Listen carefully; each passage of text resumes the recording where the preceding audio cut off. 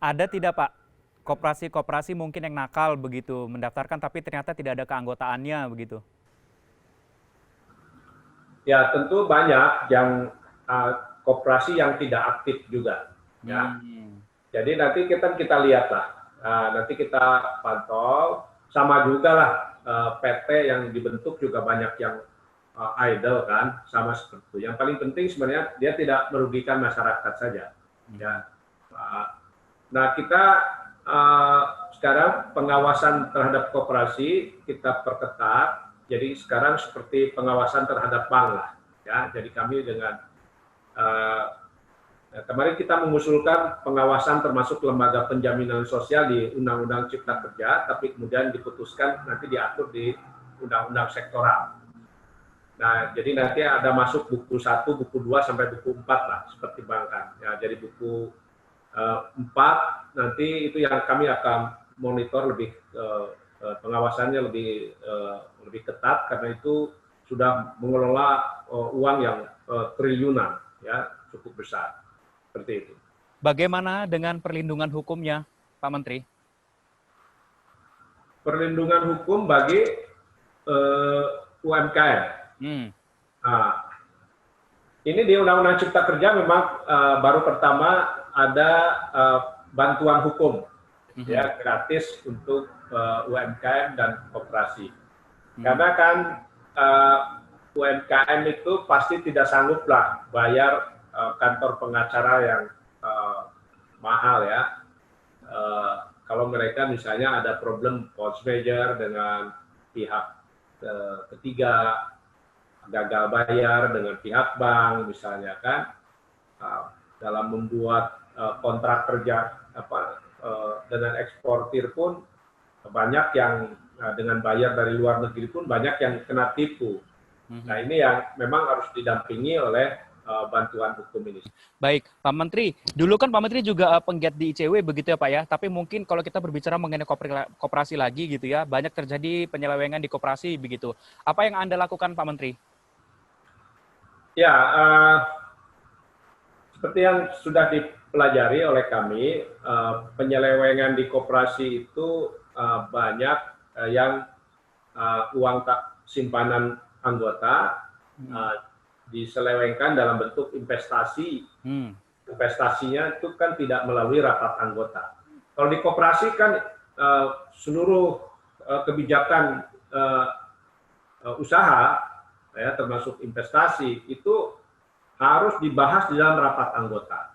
Nah, ini kita akan atur lagi secara ketat, dan sekarang rapat anggotanya kita permudah, tidak harus lewat pertemuan-pertemuan darat, tapi juga kita bisa lewat elektronik. Saya kira memungkinkan lah, ya.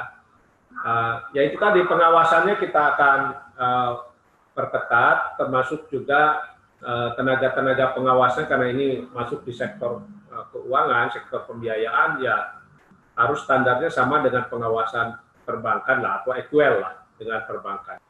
Ada beberapa sektor pariwisata yang sudah mulai dibuka, Pak Menteri, termasuk mungkin juga Bali begitu. Bagaimana dengan UMKM-nya yang mungkin bisa didorong juga begitu Pak, supaya bisa lebih menggeliat lagi dalam sektor pariwisata ini?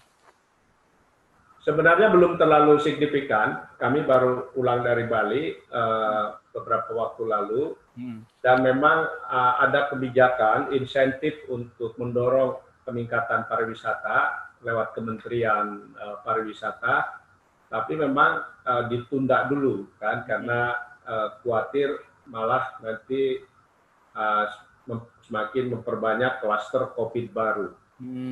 Nah, jadi yang seperti Bali kan sudah masuk krisis ekonomi, ya, dua kuartal sudah negatif.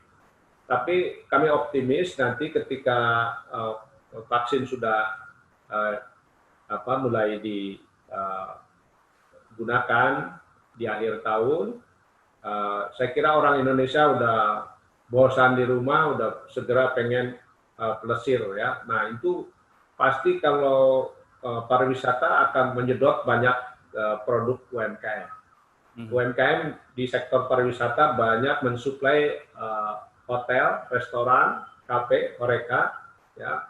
Banyak juga pemandu wisata dan lain sebagainya. Itu saya kira oleh-oleh, ya biasanya seperti itu. Homestay itu juga banyak di sektor pariwisata. Kemarin, Kami sedang menyiapkan 5 proyek. Halo? iya, silakan Pak Menteri. Ya, kami juga diminta oleh Pak Presiden untuk menyiapkan 5 produk UMKM untuk di 5 super destinasi wisata, yaitu tadi homestay, ya, kedua suplai horeca, kuliner, oleh-oleh, dan wisata alam. Karena kita ingin pariwisata ini juga membawa kesejahteraan untuk penduduk di daerah wisata itu sendiri. Jangan dinikmati oleh yang gede-gede aja. Ya. Waktu di Bali kemarin sempat berkomunikasi tidak Pak dengan pelaku UMKM yang ada di sana? Rata-rata keluhan mereka apa begitu Pak Menteri? Ya, ya memang nggak ada tamu, ya kecil sekali. Para pemilik hotel sudah menurunkan harganya pun tetap memang belum. Apalagi kalau tamu asing, ya tamu lokal saya kira sudah mulai. Kemarin saya makan di Jimbaran sudah mulai ramai, begitu. Nah, rata-rata sekarang pegawai hotel atau pegawai di sektor pariwisata kembali ke kampung halaman, ya, lalu bertani, dan sekarang Bali over supply pangan mereka, ya. Jadi karena memang turis turun kan, nah ini kita